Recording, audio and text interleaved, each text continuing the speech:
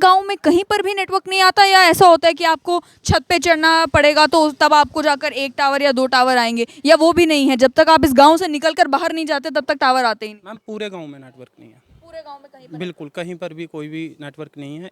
लगभग यहाँ से 3-4 किलोमीटर आगे जाके हमारे फ़ोन में इंटरनेट आते थे, तो मोबाइल नेटवर्क भी वहीं आते थे और इंटरनेट भी वहीं पे ही चलता था। तो कोविड का जब टाइम निकला तो उस टाइम पर, क्योंकि सब लोग घर में बंद थे, तो किस तरह से आपने शुरू किया? क्योंकि कोविड तो लगभग 1.5 साल कोविड को भी हो चुका है, अब आप कैसे मैनेज करते थे? क्या खबर आप तक पहुंचती थी? किसी को कॉल करना होता था तो वो आपको कांटेक्ट कर पाते थे? नहीं मैम, हम बिल्कुल टीवी के माध्यम से ही जो भी खबर सुनते थे वही रहता था, अदरवाइज़ हमने इंटरनेट बिल्कुल भी यूज़ नहीं किया। जब हम डिस्ट्रिक्ट हेडक्वार्टर के बिल्कुल नाक के नीचे बैठे हुए हैं, वहाँ सुविधा नहीं है, तो पहाड़ों में लगा नहीं लगा किसने देखा जाके वहाँ। एक केंद्रीय मंत्री ने अपने ट्विटर पर यह शेयर किया था कि वाड़वन में पहली बार मोबाइल टावर लगने जा रहा है। अब वाड़वन क्योंकि दूर दराज इलाका है, वहाँ पर मोबाइल टावर आज़ादी के 70 सालों के बाद लगना एक सिग्निफिकेंट बात है भी, और उस पर ट्वीट बनता भी है। लेकिन क्या किसी को मालूम है कि रियासी डिस्ट्रिक्ट में पोनी ब्लॉक में भी एक गांव है खरड़, जो कि रियासी टाउन से लगभग 15-20 मिनट की दूरी पर है, जिस जगह पर आज भी मोबाइल के टावर ना आने की वजह से यहाँ के रहने वाले लोगों को कई सारी दिक्कतों का सामना करना पड़ता है। यहाँ के रहने वाले लोग मेरे साथ हैं, उनसे जानते हैं कि जब वो अपना मोबाइल ऑन करते हैं और उनको दिखता है कि इसमें टावर नहीं है, तो वो अपना कामकाज जो उनका इंटरनेट के बलबूते पर होता है, कॉलिंग के बलबूते पर होता है, वो काम आखिर करते कैसे हैं। मेरे साथ धीरज हैं जो खेरड़ के ही रहने वाले हैं।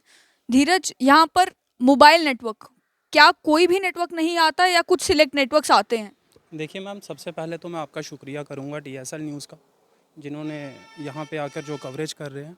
और मैं आपको बताना चाहूँगा कि यहाँ पे सिर्फ मात्र एक जियो का नेटवर्क आता है, जो कि तकरीबन 1-2 महीने से आ रहा है, और ना ही यहाँ पे एयरटेल चलता है, ना ही BSNL चलता है, और ना ही कुछ।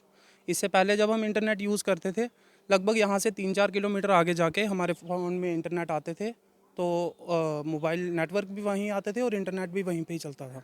तो कोविड का जब टाइम निकला तो उस टाइम पर, क्योंकि सब लोग घर में बंद थे, तो किस तरह से आपने शुरू किया? क्योंकि कोविड तो लगभग 1.5 साल कोविड को भी हो चुका है, और अगर जियो खाली 2-3 महीने पहले ही आया है, तो तब आप कैसे मैनेज करते थे? क्या खबर आप तक पहुंचती थी? किसी को कॉल करना होता था तो वो आपको कांटेक्ट कर पाते थे? नहीं मैम, हम बिल्कुल टीवी के माध्यम से ही जो भी खबर सुनते थे वही रहता था, अदरवाइज़ हमने इंटरनेट बिल्कुल भी यूज़ नहीं किया। नहीं। इंटरनेट भी जब बंद हुआ था तो आपको लगा कि आपके लिए कोई नई बात है जम्मू कश्मीर में इंटरनेट बंद होना, क्योंकि आपके तो गांव में वैसे ही इंटरनेट चल ही नहीं रहा था? बिल्कुल भी नहीं मैम, हमें तो इंटरनेट की इतनी वो ही नहीं थी। जब हमारे घर पे ही इंटरनेट नहीं चलता था, हम अगर इंटरनेट यूज़ करना भी होता था तो घर से 4 किलोमीटर आगे जाके यूज़ करते थे, तो हमें इंटरनेट की आदत ही नहीं थी। कितने सालों से यही हाल है कि यहाँ पे कोई नेटवर्क नहीं आता? देखिए मैम, मेरी उम्र कम से कम 26 साल है, और 26 साल से ये 2 महीने हुए हैं जियो का नेटवर्क लगे हुए। अदरवाइज़ बाकी की उम्र तो ऐसे ही बिना इंटरनेट के ही निकली है। पूरे गांव में कहीं पर भी नेटवर्क नहीं आता, या ऐसा होता है कि आपको छत पे चढ़ना पड़ेगा तो तब आपको जाकर एक टावर या दो टावर आएंगे, या वो भी नहीं है, जब तक आप इस गांव से निकल कर बाहर नहीं जाते तब तक टावर आते ही नहीं? मैम पूरे गांव में नेटवर्क नहीं है। पूरे गांव में कहीं पर? बिल्कुल कहीं पर भी कोई भी नेटवर्क नहीं है। एक जियो का नेटवर्क अभी लगा है, उस वजह से सिर्फ जियो की सिम कार्ड ही हम यूज़ कर रहे हैं। पहले, अब मेरे पास पुराना नंबर एयरटेल का था, वो नंबर मेरा टोटली वेस्ट रहा है, तो अब मैंने नया जियो का सिम कार्ड यूज़ कराया, तो निकलवाया, तो मैं वही यूज़ कर रहा हूँ। क्या कांटेक्ट करने की कोशिश की किसी को कि यहाँ पर भी कोई टावर लगाया जाए? अलग अलग टेलीकॉम कंपनीज तो ढूंढ रही होती हैं कि हमारा कस्टमर हमें कहाँ मिल जाए, तो ये गाँव था, किसी ने नज़र ही नहीं दौड़ाई? बहुत बार मैम एयरटेल में भी कंप्लेन की गई, पर उन्होंने भी कोई संज्ञान नहीं लिया आकर।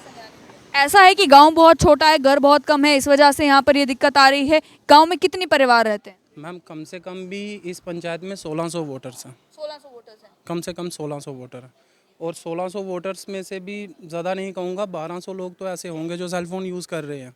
और अगर फ़ोन करने की बात आए तो वही 4 किलोमीटर या इस साइड चले जाओ, अगर आप पोनी वाली साइड चला जाते हो तो 3 किलोमीटर इस साइड चले जाओ। इस परिवार का कोई व्यक्ति अगर बाहर गया हो कहीं, चाहे जम्मू गया हो या जम्मू कश्मीर से बाहर गया हो, वो घर पे फ़ोन भी नहीं कर सकता ये पता करने के लिए कि घर वाले ठीक हैं या नहीं? बिल्कुल नहीं, बिल्कुल भी नहीं है।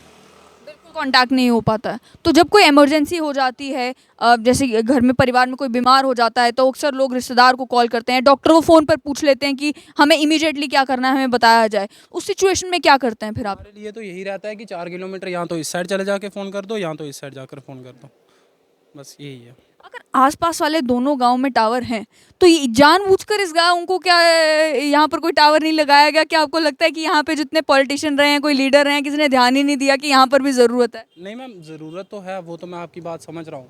बेसिकली ये जगह है, ये थोड़ी डाउन में है और यहाँ पे एक स्पेशल नेटवर्क ही चाहिए, वही यहाँ पे काम करेगा। अदरवाइज़ यहाँ पे नेटवर्क से की रेटिंग्स इतनी ज़्यादा पहुँच नहीं पाती हैं, उस वजह से नेटवर्क कम है। तो अभी तो फ़िलहाल जियो का लगा हुआ है, पर जियो थोड़ी बहुत राहत मिली। थोड़ी बहुत राहत मिली है, वो भी जियो के सिम कार्ड निकलवाने के बाद। पहले तो हम तो एयरटेल ही यूज़ करते थे, उस पर तो हमारे पास कुछ भी नहीं है। अब हमारे एयरटेल के सिम कार्ड तो फरलो हो गए ना। तो जैसे घर यहाँ पे गांव में भी बहुत सारे बुजुर्ग लोग होंगे और बुजुर्ग लोगों को अक्सर तबीयत यही होती है कि वो बीएसएनएल से शिफ्ट ही नहीं करते हैं, वो बीएसएनएल का ही सिम उनके पास होती है तो वही कंटिन्यू रखते हैं। तो अब उन्हें भी जियो पर शिफ्ट करना पड़ा या वो अभी भी बीएसएनएल या एयरटेल की सिम लेकर ही बैठे हैं? मैम मैं आपको बताना चाहूँगा, मेरी मदर पिछले 16 साल से बीएसएनएल का सिम कार्ड यूज़ कर रहे हैं और आज भी वो वही यूज़ कर रहे हैं। उन्होंने शिफ्ट नहीं किया, हालांकि बीएसएनएल का नेटवर्क यहाँ नहीं है। बिल्कुल मैम, अभी तक नहीं किया, पोर्ट तक नहीं करवाया अभी तक जियो में। तो ये शर्म की बात बीएसएनएल के लिए भी है, जिस नेटवर्क को अक्सर आधे से ज़्यादा लोग छोड़ चुके हैं, लेकिन जो उनके सब्सक्राइबर्स हैं अभी भी, यानी कि जो लॉयल कस्टमर्स हैं, उन तक भी वो नेटवर्क अभी तक नहीं पहुंचा पा रहे। ये तो काफ़ी शर्म की बात है। बच्चों को कितनी दिक्कत आ रही है, ऑनलाइन क्लासेस पढ़नी है, कोई भी आजकल तो स्कूल्स बंद है, कॉलेजेस बंद है, यूनिवर्सिटीज़ में कॉलेजेस अभी खुले हैं लेकिन 1.5 साल तक सब कुछ बंद रहा, ऑनलाइन क्लासेस पढ़ने के लिए कहा जा रहा था। तो ये बच्चे यहाँ पे पढ़ कैसे रहे थे? हमारे लिए तो ऑनलाइन क्लासेस पिछले 2 महीने से ही शुरू हुई है। कोविड को आए हुए 1.5 साल हो गया, पर ऑनलाइन क्लासेस पिछले 1.5 महीने से शुरू हुई है। तो बाकी जो बीते हुए 1 साल और 5-6 महीने निकले हैं, वो ऐसे ही निकले हैं विदाउट क्लासेस के। जी अंकल क्या नाम है आपका? मेरा नरेश कुमार नाम है जी। नरेश जी, कौन सी सिम यूज़ करते हैं? मैं तो जियो की करता हूँ।